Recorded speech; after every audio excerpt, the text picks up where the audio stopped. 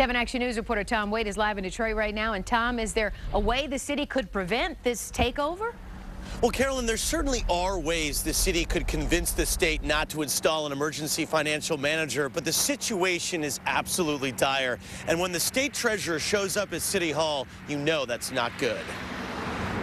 His arrival in council chambers can mean only one thing. Detroit's financial nightmare is not improving, and the state treasurer is not happy. Most of the council members and the folks in the mayor's office, I think they recognize that it's getting too close for comfort and that we do need to see a change here.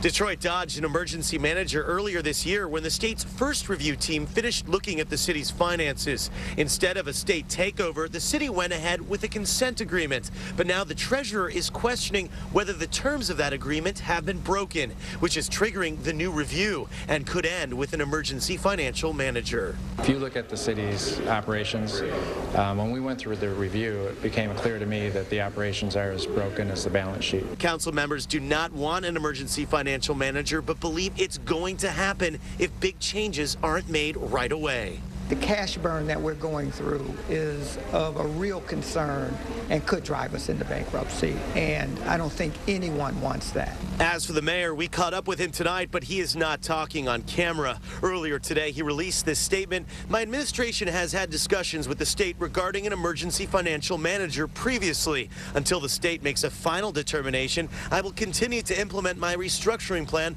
on behalf of the citizens of Detroit.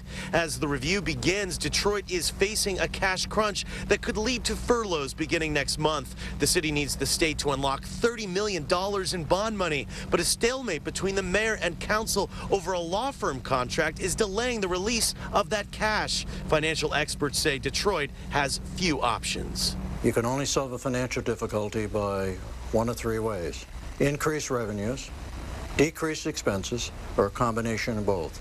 And most successful restructurings and reorganizations are a combination of both. And bankruptcy could be absolutely devastating for the city of Detroit, obviously, but also for the state. It would have ripple effects across the state. As for an emergency manager versus a emergency financial manager, remember in the election last month, voters shot down the emergency manager law, which means that an emergency financial manager doesn't have quite as much power, but still the state would have a lot of leverage on what goes on here in Detroit. Reporting live downtown, I'm Tom Wade, 7 Action News. All right, Tom, thank you for that update. We'll, of course, be following that story tomorrow. Also, we tried catching up with the mayor tonight. He was in that audience for the Macomb County Executive Mark Hackle's State of the County address.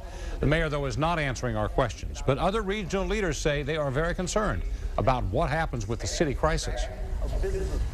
We're always concerned about the financial issues of the city of Detroit because it may impact Macomb County. We are a AAA bond-rated county.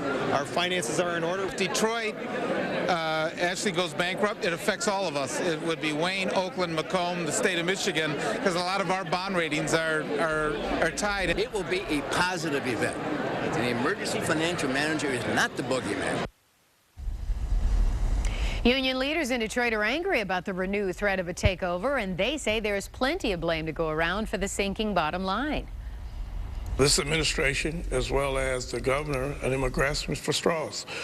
They have not fixed the problem, and I think that's evident by you brought in a CFO, you brought in a 9-member advisory board, you brought in a program manager, and you're still $40 million in the hole. Well, we're very angry about this threat of emergency manager. Detroit can run its own affairs. We need the governor to stay away from us.